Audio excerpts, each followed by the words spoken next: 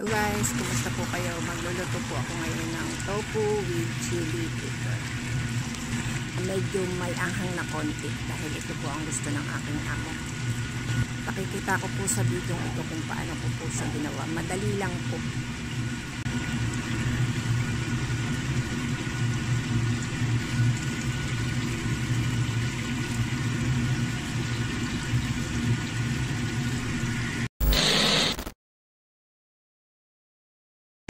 Ayan, nag-fry muna ako ng tofu. Ayan, patapos na yan. Yung both side, pinry ko siya. Ngayon, isisit aside ko. Ayan.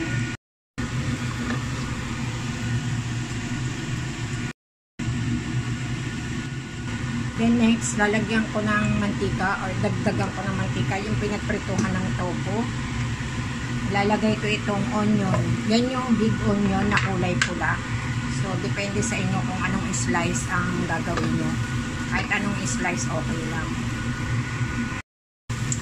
Siyempre, halo-haloin natin yan yung parang ginigisa lang.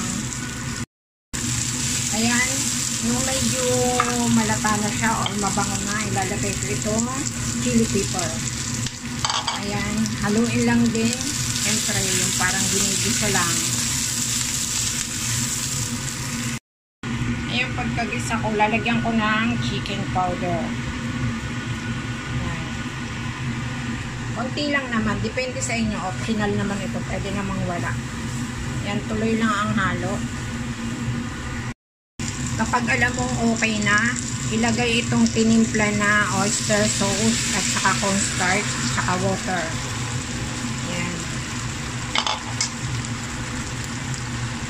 Siyempre, haluin lang.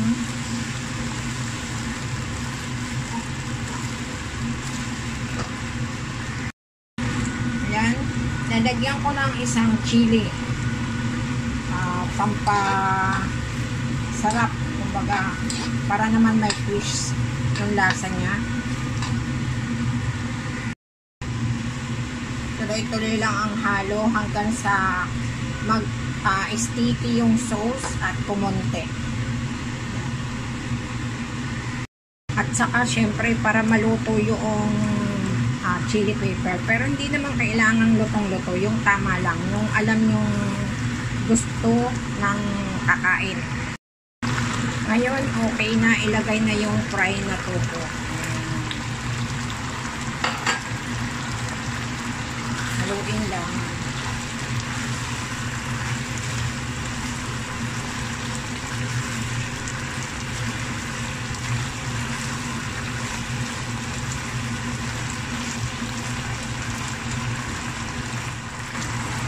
Lagyan ng onion leaves. Haluin. Yan, tapos na ito. Luto na. Ready to serve na po luto. Thank you for watching guys. See you on my next video guys. Enjoy your meal. Please don't forget to like and follow, subscribe. Thank you so much. Bye.